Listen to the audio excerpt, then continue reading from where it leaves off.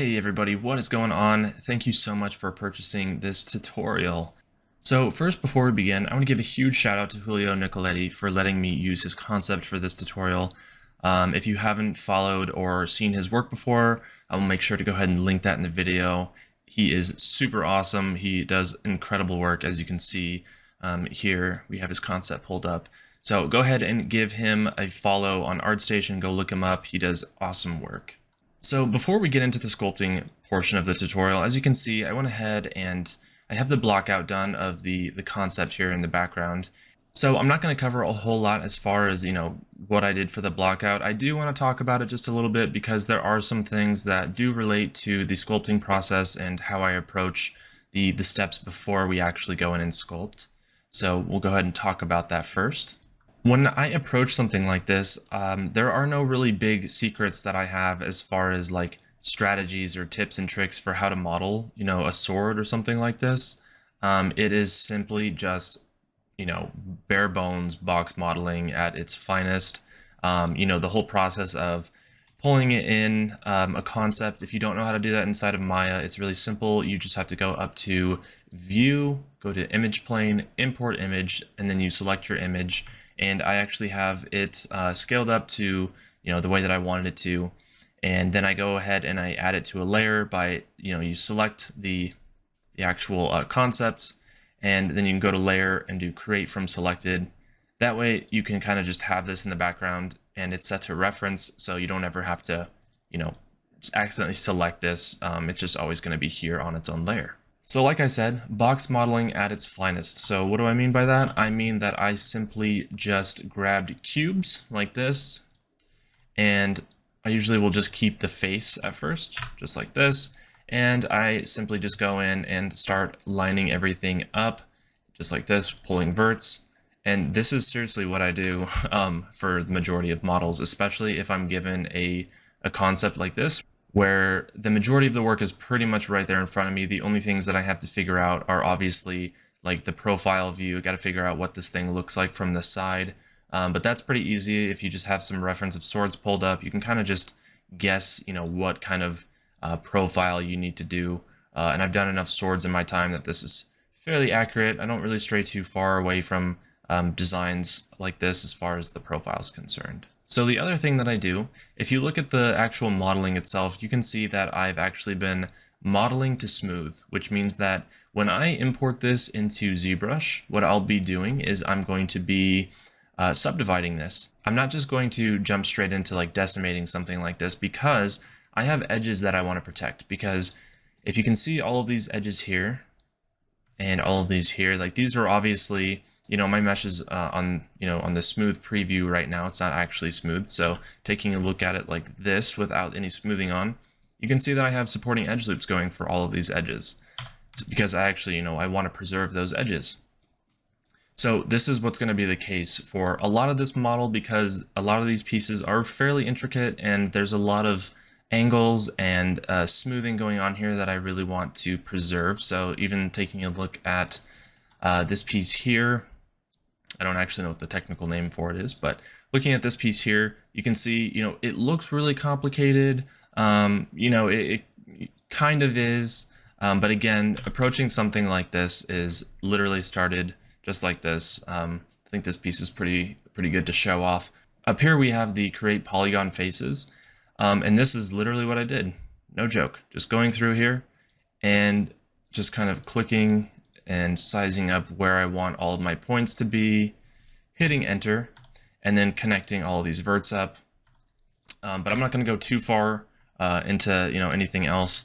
I will say a tip for you, if you don't know already, there are the deformer tools inside of Maya. If you go up to deform, and we have these nonlinear bends, we have flares, and a whole bunch of other good stuff in here. That is what I do a lot of. You can see if we look at this piece again here, you see how it kind of tapers in right here? Well, that's just because I ended up using a flare. So it's essentially what it does is it just allows you to bend meshes how you want them to be bent without actually doing too much, hard modeling, because it's way easier to model something flat or straight first and then bend it. That's one of my biggest tips I could give you, is model something straight and then bend it into position later. So something else, and you're going to see this later on in the next video, is this piece down here is pretty interesting because obviously, you know, we have these pieces that are separate. If I can move these out of the way here. But notice how each piece, like this piece, is built to smooth. We have supporting edge loops. All these pieces here are built to smooth as well. And if you're asking why that is, well, it's because what I'm going to do is when I import this, I'm going to end up smoothing this inside of ZBrush. Once it's actually smooth, I'm going to go ahead and Dynamesh it all together. So instead of having these harsh edges, we're going to basically have you know, a bit of a smooth kind of transition going on. So you'll see a lot more of that when we go into ZBrush. Same with this top piece here. And that's why it's combined, much like this piece as well. This piece is also combined. So I actually don't think there's any piece on here that's not built to smooth, if I can remember. I think even this piece might be built to smooth, which it is. So that just means that I have, again, I have supporting edge loops. So when I actually hit 3 to preview what the smooth looks like, this is what it is. And that is a perfect segue into sort of my approach to modeling. So I'm going to admit it right here. I am not the best modeler out there. Now, that's not to say that I can't make things look pretty, because what I learned early on is that what is the number one thing that matters the most? You know, I'm going to speak for games, not for film, because it's different as far as the modeling quality goes. But the only thing that really matters is the final output. Now, if someone has requested that I model something with clean quads, you know, whatever specifications someone else would give me, I can do that. But, you know, for the most part, and this includes my professional work too, I'm going to find an area that I can really show you. So up here, I'm going to go ahead and solo the top of the blade here. So you can see, if I look at this, you see how thin this is? Like it's pretty bad. I mean, it's ultra razor thin. And I realized that I did this early on. And I basically told myself, oh, you know what? That's actually going to be okay, because I'll be able to go into ZBrush and basically just sort of, you know, work this piece a little bit, give it a little bit more topology, so to speak, inside of ZBrush. And I'm not going to have to worry about this too much. Now, that's just my assumption. And when we get to that this particular stage, we're going to find out if my assumption is right. If I can fix this in ZBrush, fantastic. If not, that's totally fine too. I'll just have to come back in and just sort of, you know, work this mesh up just a little bit more so it's not ultra thin. But those are some of the things that I think about when I'm going through the modeling process, is I think about what's the final output going to be. Because if I'm going to take something inside of ZBrush and I'm going to be Dynameshing it and I'm going to be screwing up the topology anyway, well, it doesn't really matter too much if your modeling is super ultra clean right now, because, you know, you're going to be modifying it a lot. And then not only that, but you're probably going to be either, you know, taking this mesh for your low poly, the one that's currently right here, and you're going to be, you know, chopping the verts down and getting rid of tries and kind of just cleaning it up. So another good example, if you look here, so this is a, you know, it's a pretty complicated piece. It's the most complicated piece for sure out of the entire sword design, but there's definitely some issues. I have a blin on here, and you can see, you know, we have some like kind of weird sort of bumping going on here, just sort of some weird shading issues maybe that could be going on. Now, this is something that you could fix in here for sure, and I would encourage it. But for me, I know that where my skill lies in ZBrush, I know that this is something that I could take the H polish brush and just kind of smooth and work out, and, you know, maybe take the pinch brush and just kind of pinch these, you know, these little edges closer together. And that just comes from experience, right? And it also, you know, a little bit comes from being a little lazy in a sense, right? I call it lazy. You could call it being smart. I don't know. But for me, I think it's faster to go into ZBrush and make big, broad strokes to change topology around versus having to manually go in vert by vert and trying to change things. Because at the end of the day, what I value the most is my time and how fast I can get things done. So this might not be the best block out in the world as far as the topology is concerned, but this would definitely be okay to pass on to, you know, whoever else would need it, because it's just a simple static mesh at this point. Now, I did, these pieces were a little interesting. Actually, it was quite easy you can see that it's all made up of multiple pieces. And I'm actually going to have to go through here and actually add the tops in here. And basically all I did to create this was to pull in a cylinder, and then basically I can actually show you here, just kind of do a little mock example. So pull in a cylinder just like this, kind of scale it just a little bit.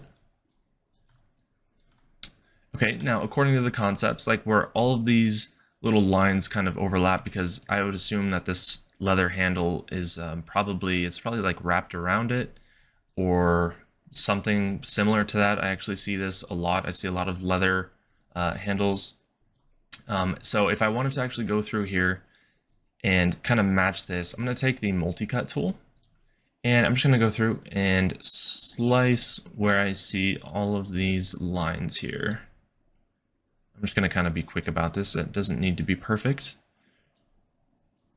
All right, just like this. Now, once you have these lines, what I choose to do is I go through each one of these just like this. I can actually do a couple at a time here. And then you can do this little nifty detach function or extract. So if I hit this, it's now going to separate all of these.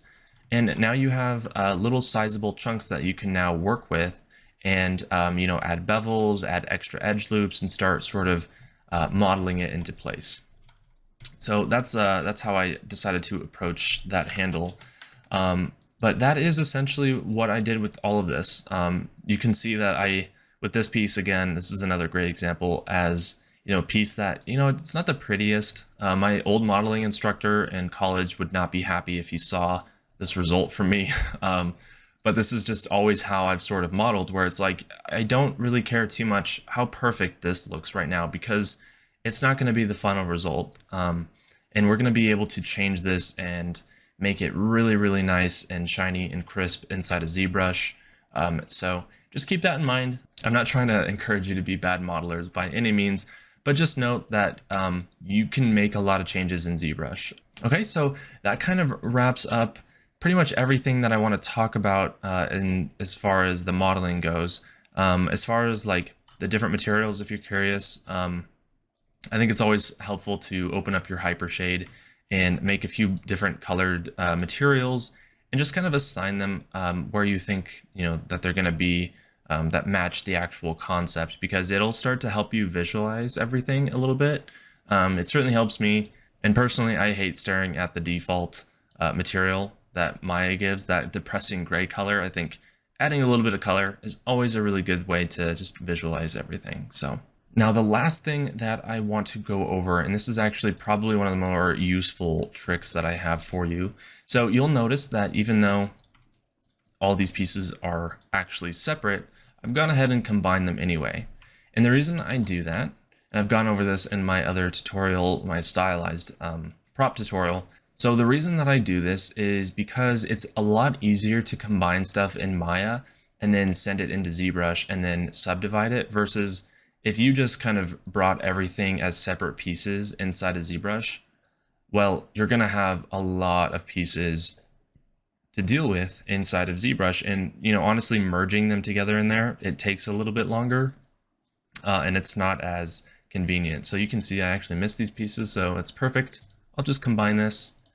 And so now we have these pieces perfect, ready to go. So you'll see when I get inside of ZBrush that it's going to save just a ton of time. So you can see that I have all of these pieces here. These are all merged together.